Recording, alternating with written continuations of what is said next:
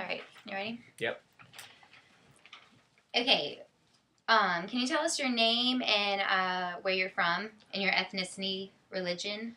My name is Hussein Mohammad. I am, my parents are from Baghdad, Iraq, and we are of the Muslim faith. Okay, so when did y'all come over here? Well, my dad moved over here when he was 18 years old, and my mom followed him after whenever they got married. She came over here, and I was born here. All my siblings were born here, and he first came to Michigan, hated it, came down to Baton Rouge because he didn't like the cold weather, and he's been at the same job since his undergrad, throughout his PhD and all that. So he's been in Baton Rouge for the better half of his life. Okay, so you were born and raised here. Born and raised so you've gone through the entire school system here. Was that public school or private? First public, and then high school was private. High school was private. Was it all boys? Was it mixed? No, it was both. It was both? Okay, Yeah. so it wasn't a Catholic? No, it went to Episcopal. Episcopal. Okay. So, in elementary school, when you were in the public school system, did you feel any discrimination then? Like, did you realize that you were kind of like have a different background culturally than other people? Not really. Not that I can recall, at least. Nothing really significant. I mean, we never really did the whole, go to the friend's house and spend the night, or have friends spend the night in elementary school. That was it was just kind of like the whole family. We'd always go out because everything was done as a family. Yeah, okay. So wouldn't say like outside of school we didn't really have much interaction. Right, I guess. right. Okay, and your parents still speak the language to Yeah. you? Did they want you to speak the language? Yeah, I speak it fluently. You do? And I learned to read and write whenever I was in college. Okay. So what about when you got into, was it junior high and high school or just high school? No, just high school was private. Okay, so how was that? Excuse me. It's okay. High school was good. High school I did encounter a little, it was right around the time of 9/11. That was one of my questions coming up was before and after 9/11, how things were different. So how old were you when 9/11 happened? What grade were you in? I was in ninth grade or 10th, Ninth 10th grade? grade. 10th grade. Okay, so you were already in this environment where it's like private school, Episcopal, Right. Christian And I'd only school. been there for a year. Okay. And, private school and public school is very, very different, especially in Baton Rouge. In public schools, somebody says something to you, you take it to the gym, take it to the locker room, you handle it, and that's it. It's done. Right.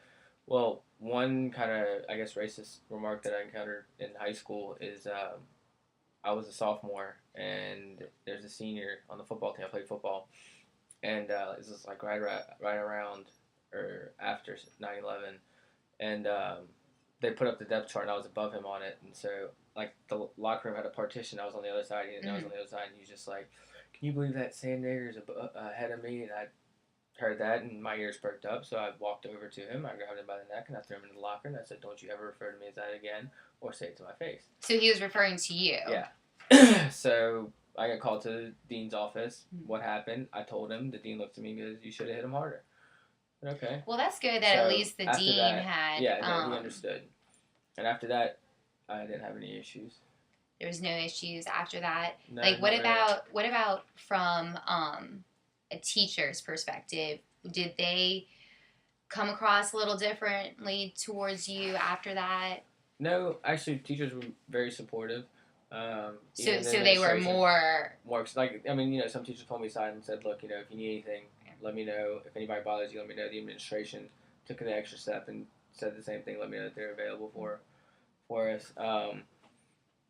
I guess the only thing I'd say, and I can't really tell you if it's after 9/11 or before 9/11, but if my recollection, mostly after, because it's whenever I was in college, just like whenever I was at LSU PD, every time I get pulled over, they look at my name, say something in the thing, and then all of a sudden 2 more cop cars pull up.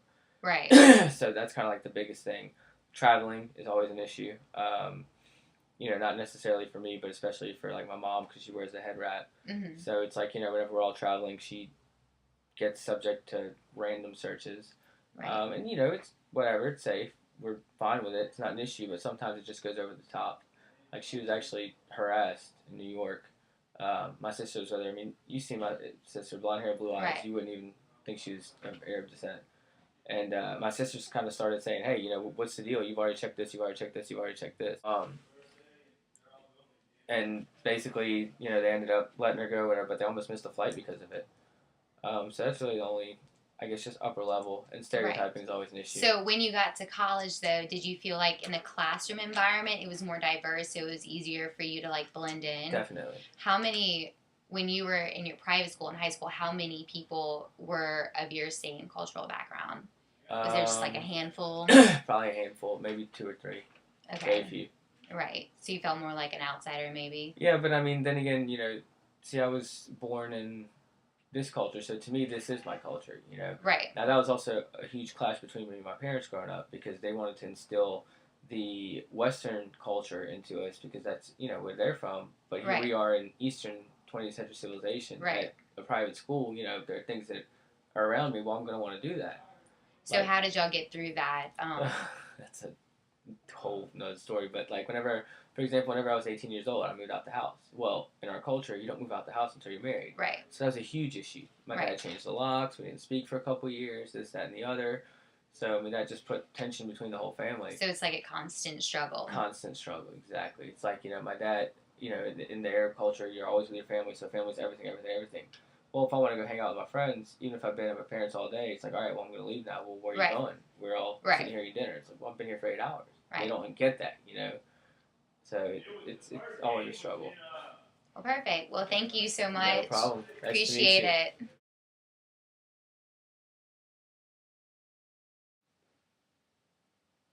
Hi, this is Amanda Kleinschmidt. I interviewed Hussein Mohammad for our EDCI 2400 diversity interview for fall of 2013. Hussein Mohammad is a first generation American. His family came over from Baghdad when they were merely teenagers, in their later years of their teenage years. And he has been in the Baton Rouge school system his entire life. He dealt with, many different discriminations. He had to deal with the fact of 9/11 happening, right at the beginning of high school.